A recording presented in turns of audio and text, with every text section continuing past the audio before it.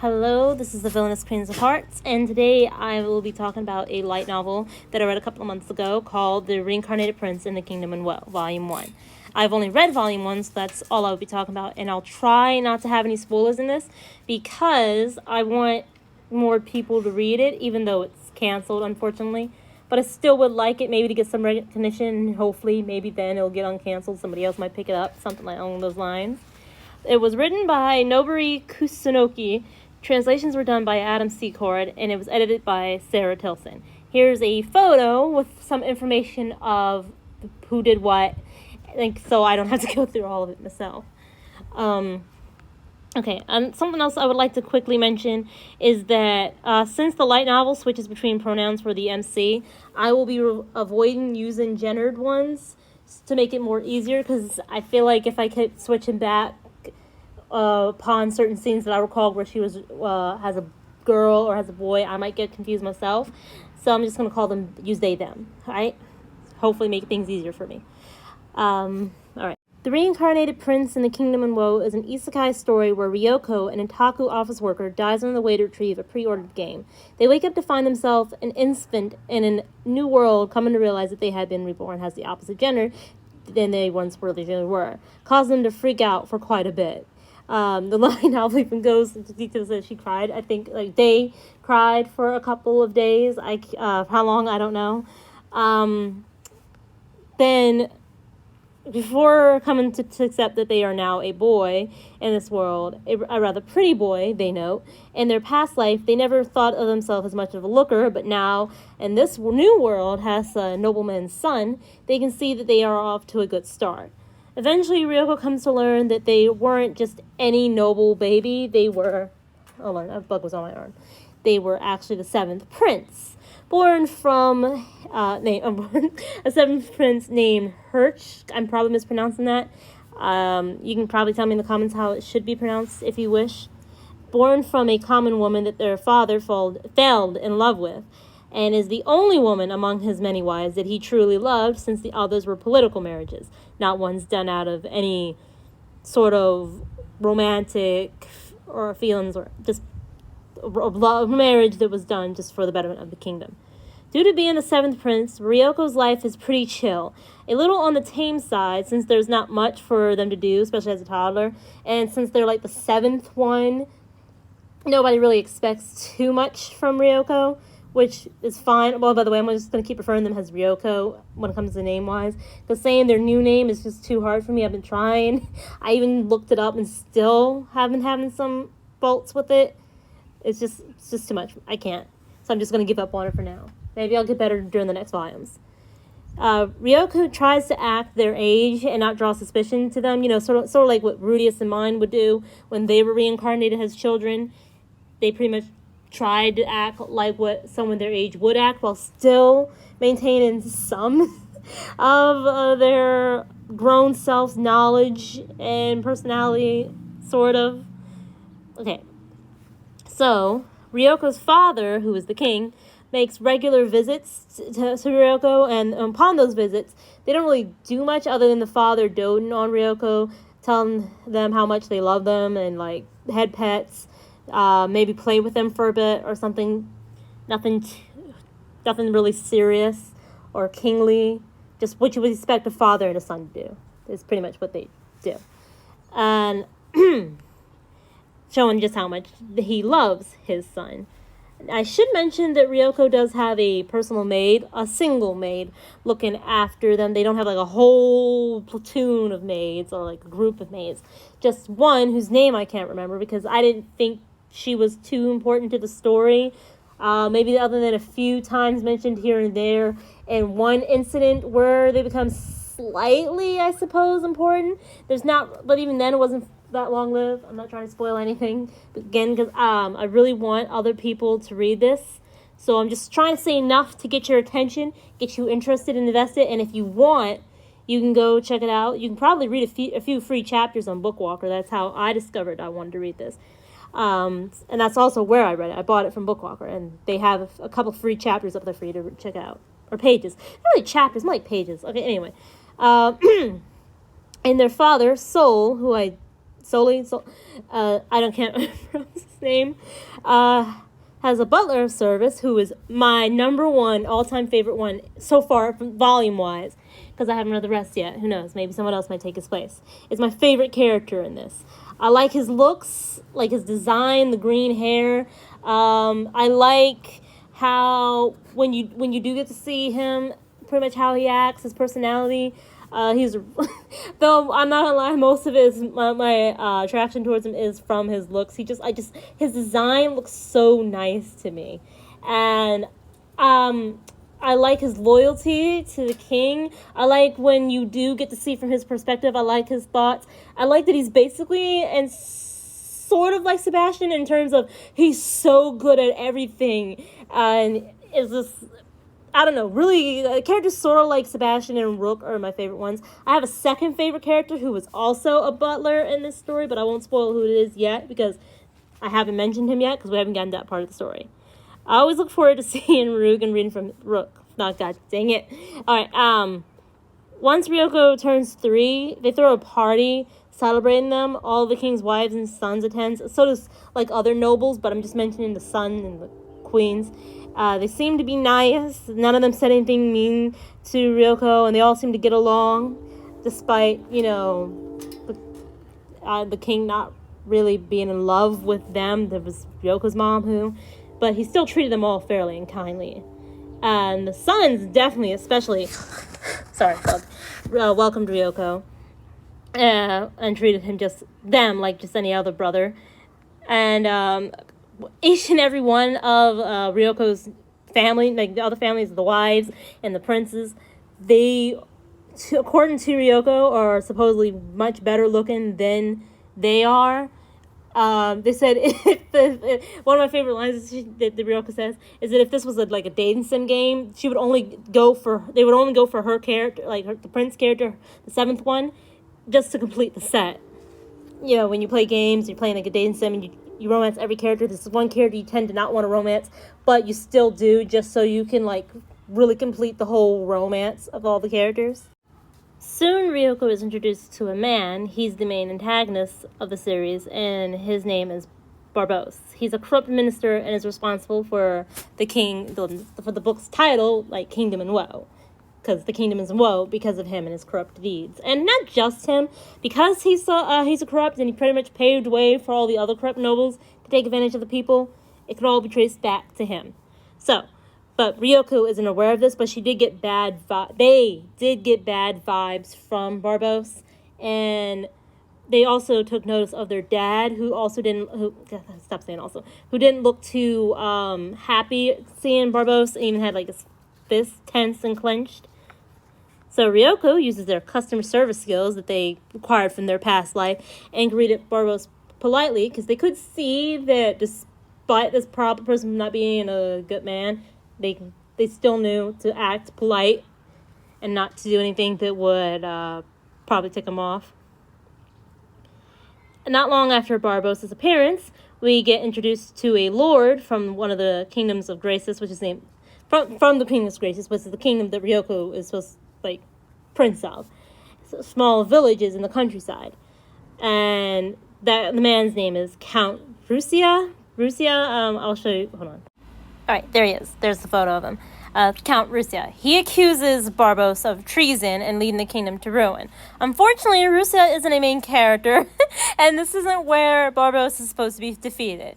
So Barboss came prepared and turned the tables on Rusia with documents of his own, painting Rusia as the traitor who was going to flee to another kingdom with signed papers and family stuff and all that, family crests and all that. I wrote rests instead of crest. That's on me. It was family crests and all that. The king orders his men to take Rusia away, throwing him into a prison cell, later to be executed. In the commotion, Rusia drops his watch, which Ryoko notices and picked it up, later bringing it to their room. Once in their room, late in the night, the whole event's replayed over and over in Ryoko's head. Something wasn't adding up to Ryoko, so Ryoko went to go pay the Count a visit in stealth mode.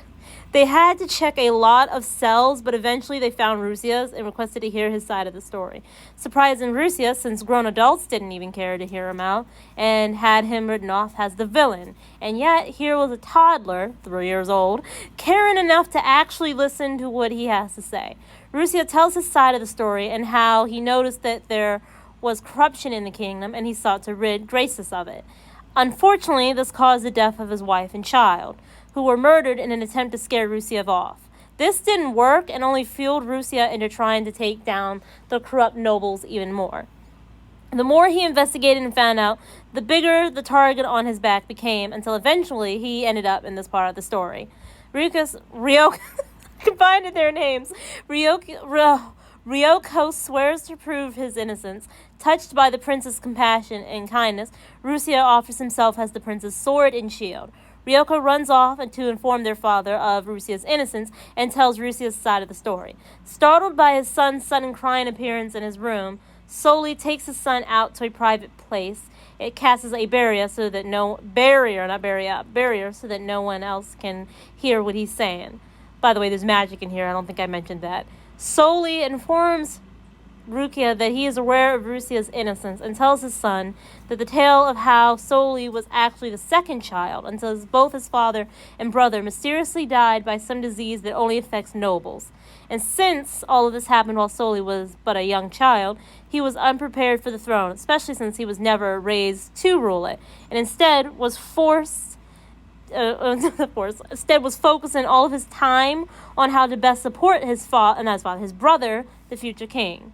Because he wanted to, he was a good boy. He wanted to be the person that I almost spoiled something I shouldn't. Okay. He wanted to support his brother. He wanted to be there. So that's pretty much all he focused on doing. And that was really sweet. I liked reading that. Not really supposed to be all that big of a thing, or at least I don't think it is supposed to be, but I thought that was touching. So since all of his time was focused on trying to help his brother and make the kingdom a great place alongside his brother, but not as the king, but as just another noble person, when they died, he wasn't really ready for that.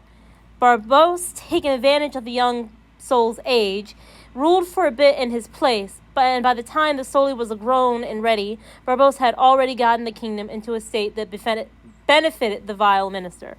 Sol had done his best to rid the kingdom of Barbaros and even had some allies to help him out in this quest. Though, much like Rusia, Sol wasn't the main character, and this wasn't, again, in this part of the story where Barbaros was supposed to be defeated. That's Ryoko's job. Has to force Sol into submission, Barbaros killed the king's firstborn, which was a little baby princess, who came down with the same noble killing disease. This tactic worked on Sol, unlike Rusia, who continued to try to prove the corruption in the society. Sol got frightened and he stopped. He didn't want to continue on and lose more of his families. Which, this part that I learned of in the story, I can understand, but I just didn't agree nor like it. I felt like since he's a king, you have more power. But then again, I'm not, versed in nobles and stuff like that. But then I look at King Henry, and I'm just like, well, he was able to get away to do all this stuff. Why can't Sol, who is dealing with an actual corrupt noble, just use his authority and have that man executed? I'm sure there are other people who could step up now that Barbaros is dead, but even then that probably wouldn't look too good. This is all coming from someone who doesn't know about royal politics or anything like that, okay? And even then, it could still very well backfire on him. So just take mine as a pissed off rambling of someone who doesn't like being blackmailed and knows that if something like this were to happen, if I was in his shoes, I would be really pissed and not want to be a puppet. Anyway. So he resided in his fate and being Barbaros's puppet. And even though Sol's allies tried to get him, which by the way, like I said, he had allies. He had people that were helping him and supporting him. And he even had Rook, again, who's supposed to be Sebastian level of greatness. He can do anything. Assassinate him. No one would know. You're the king. Bury all that evidence. Even though his allies tried to convince him and get him to go back to try and take him down, Sol refused, and thus caused his allies to abandon him, except for Rook, who stayed by his side because they were childhood friends. Now, I don't know what happened to his allies. I think they mentioned that they all went their own separate ways into different kingdoms because they were just that disappointed and disgusted in Sol and his decisions to let corruption rule.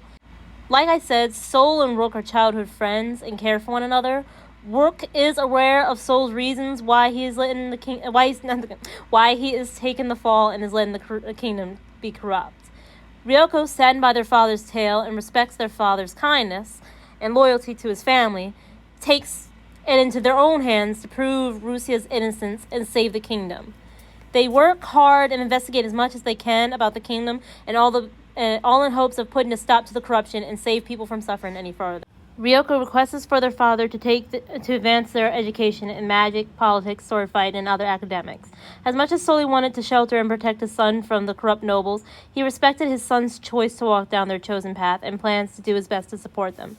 Unfortunately, Ryoko isn't really good in any of the fields except politics and other academic works. They have very little magic and lack the talent necessary to get anywhere in sword fighting, according to the story and the lore, and when it comes to fighting and whatnot. And so with this knowledge in mind, they instead focus on what they're good at. Ryoko sneaks into the room where all the kingdom's documents are and begins their research into the kingdom's affairs. From there, this is where they meet Shadow Fang, a famous dark guild member who was paid to steal documents that a foolish, corrupt noble accidentally submitted.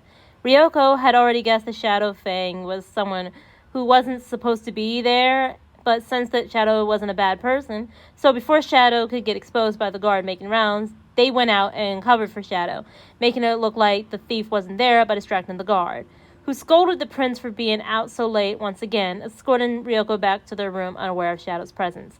Confused by why the prince had helped him, Shadow took a slight interest into the strange prince. Despite Ryoko buying him time to look for the documents, it didn't do Shadow any good, since the whole place was swamped with overflowing stacks of paper, making it next to impossible to find it, especially since it's so bad that there's hardly a system to the ordering that they have all that stuff. They just throw it in there and call it a day, making Shadow having to leave early and return for it the next night. Since that night proves to be unfruitful, the next time Shadow returns, he finds Ryoko there, who was waiting for his arrival. They talked for a bit, and Ryoko even gave Shadow a new name that they would prefer calling the cloaked thief, since Shadow Fang never gave Ryoko his name. Ryoko took note of him wearing all black and decided to name him Coro after their dog they had once, since Shadow reminded them of said beloved dog. Eventually, after naming him, Ryoko showed Coro the document he was looking for. It was one Ryoko had already read and came to the conclusion that it wasn't of any use to them taking down the nobles, so they let Coro have it. Coro looked it over, confirming that that was the one that he was sent to retrieve. And now that he had it, he left. And if you hadn't guessed, yes, the second character that I said was my favorite is Coro. He's got some really cool scenes that I just love, and the artwork that's done for him is just perfect. I love him. He's got sort of like this. I like characters with black hair and red eyes. I don't know why, which is, as you can guess, probably why Sebastian's also up there on my list. Since this is only the first volume, I can't really think there's much to say of Coro, other than I like the way he's written. I don't want to spoil anything. To me, for someone who is into these types of characters, the silent ones, who are like really fierce and kind of dark looking, but are extremely loyal to their masters, they're my favorite ones. I'll get back onto the thing. Though since Coro was so successful in breaking into a highly guarded castle that wasn't just protected by some of the kingdom's strongest and best men, but also had really powerful magic protecting it to keep people from breaking in, Coro, who, broke past all that, got hired constantly to break in and either steal something or deliver messages, which Coro took not so much because of the pay.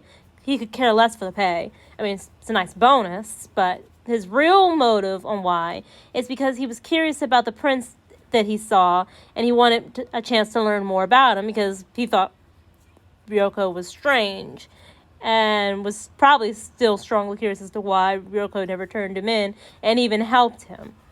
Now, so this is pretty much all the story. I read my script and I combine story and spoil. Now this is it's about as far as I would like to go, because if I go any more, I'll definitely be spoiling so much that I just don't want to do that. I really want people to read it, and I'm hoping that I got you interested in it. I'm not too confident in my script writing skills or in retelling story events. Maybe if I could talk more of spoilery stuff, I could probably really sell it, but really, really would rather you guys just check it out yourselves. But then again, if you check it out and you don't like it, I would hate to be the reason for that. If you can, read some free chapters, maybe look into it some, see if it's your cup of tea. And if nothing that I said made you interested, and even if you looked into it by checking out the free pages, then don't get it. It's fine. Just go about your day. Because when I was reading it, all I could think to myself is, my God, how is this not an anime yet? Hold on. Me, it was just that good. I mean, it's not mind-blowingly good, but it's still enjoyable. If it was made into an anime, I can see this having an audience, and I can see people who would want to watch it and like it. I like it. And once I found out it was canceled, I was like super sad about it, bummed, and I was like, maybe that's probably why I didn't get an anime. But maybe there's still a chance that it could get one. I'm going off script, by the way, so if this sounds all over the place now, you know why.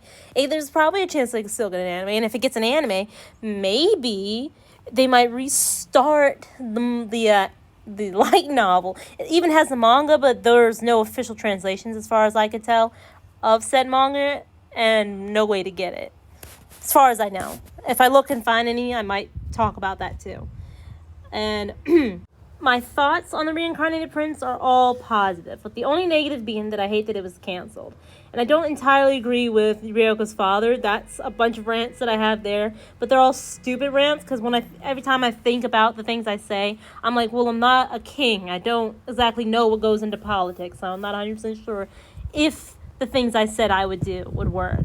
I don't like the fact that he's letting the corrupt nobles hurt the people. He's supposed to be a king. He's supposed to protect them. Yet he's doing nothing because he prefers to protect his family. Which, again, I understand that. But as a king, where your say is absolutely rule all, you could stop them. Even another character says you could just have Barbos locked and thrown away along with all the other corrupt nobles. And Sol's reason was he didn't want to be a tyrant, saying that he would rather be looked upon as a full king who's leading the nation to ruin than as a tyrant doing whatever he pleases. Now, sure, that sounds noble and sounds great, but he killed your child, your baby. He killed one of them, and he's threatening to kill more if you step out of line. And he's going to keep doing more. He's going to keep hurting more people, and I just really don't like that. The more I just keep watching, and not really watching, but reading. Technically, to me, it's like I'm watching it because I'm like picturing everything, you know? Like, I'm gonna, I'm doing these special readers that I can picture the scenes. I'm not trying to sound like some kind of special person when I say that. I don't know. So I just don't know what people are gonna judge me on. I'm picturing like everything before me, and I just don't like reading about his people suffering, how they keep begging for others to do stuff, or there's these ones that are like, the kingdom will never change, this place sucks, like those with like vacant eyes, no hope, nothing there, no shine, just despair, just an endless void of darkness in their eyes. And that makes me sad, because I keep thinking to myself that he could change this. I know he was already trying to do things the legal way, but maybe not just the legal way, but the noble and just way. But that way is not working out. There has to be something he can do that won't get him too bad. I mean, sure, if he executed Barbossa and all the other nobles, people who don't know that Barbossa's corrupt will be like, hey, what's going on? But once you do that and you're able to fix the kingdom and make everything better, maybe some people will catch on and go, hey, ever since he took care of this person and showed all the, like said this is what he was doing and whatnot, maybe he was right or something. Or maybe I'm just being hopeful. I just really don't know. It's a tough and complicated situation that I'll never fully understand since I'm not a king and I don't have people dependent on me. And thank God for that, because I do not want that kind of responsibility. I am looking forward to reading volumes 2, 3, 4, and 5 because I want to see Barbossa get taken down. But I don't know how soon he will be, because if you take him down, then what would be the further conflict if he does get taken down? And as I said, this is a canceled series, so you won't, if you do get into it like I do, you will be disappointed in finding that there's only five volumes. Though I did find sources where they said the web novel's still continuing, and you could probably look that up. That's what I'm going to do once I finish reading all 4 of the other volumes, because I already read the first one, so there's only 4 for me to read now. Once I finish reading those, I'm going to look for the web novel, and I'm going to continue to try and see what's going on with this world and what's more that I can learn. And if you guys do check it out, which I'm hoping you will, but if you don't, that's fine. If you do, that's great. I would like to talk about it. Maybe I'm probably not the best reading buddy because I miss symbolisms, and I'm just probably not the good to talk about too with books that you read. I don't know. I just don't know. But if you do and you want to talk about it, maybe we can rant about certain stuff, or maybe you can offer more valid input on well, you agree with Soul and why he doesn't do it, because if you don't, the corrupt tyrant thing, and either way, he already knows he's gonna be executed. His one hope is that when he does, he doesn't bring his family down with him. He wants his sons and his wives to be safe from being executed. And I get that's nice, but they still might get caught up in it. But he does have I'm assuming he has some sort of measures to take to make sure that when he's executed for being the foolish king and for leading the kingdom in ruin, his sons will be fine.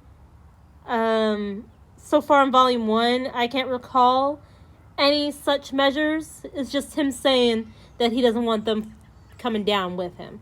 And I'm just thinking to myself, well, if you're okay with being executed as the foolish king, and being a tyrant's really no different, you're gonna get executed either way. Why not try to take out the bad people while you're at it? I just really don't know. Maybe he also doesn't want his kids looking down on him, because they probably won't fully understand. That is something else he's also mentioned. I mean, he was prepared to tell them that if they ever came seeking answers, he even says that he was willing to let them know what's up, but that's only if they come to him for the answers. So, yeah. I'm probably going to try to see if I can get my brother to read it so I can talk to him about it. Alright. Thank you. This has been the Villainous Queen of Hearts. I hope you enjoyed the video and what little gameplay you could see in the background, though that wasn't my main draw. I gave up on trying to do a recording of this because the first half that was supposed to show the beginning of the story for Genshin Impact got corrupt, so I was like, if you don't see the whole gameplay, there's probably no real point in watching me play it story-wise, but it makes for great background footage while I talk, especially since I don't want to use too much photos from mangas that I'm reading and want to talk about, or maybe movies that I'm watching, because I've seen other people who do that and they get in trouble even though they're using it for fair use. So for me, this is my way around it. I'm just going to show you gameplay from apps because I can't record my PlayStations or whatever. So gameplay from app games that I have, and then I'll talk over those, and it works out perfect because you get to see the games I'm playing, maybe even play with me, and I get to have a video and not have to worry about looking for certain stock footage or whatever. Win-win. Anyway, this has been the Villainous Queen of Hearts, retiring for the day. I hope you enjoyed the video.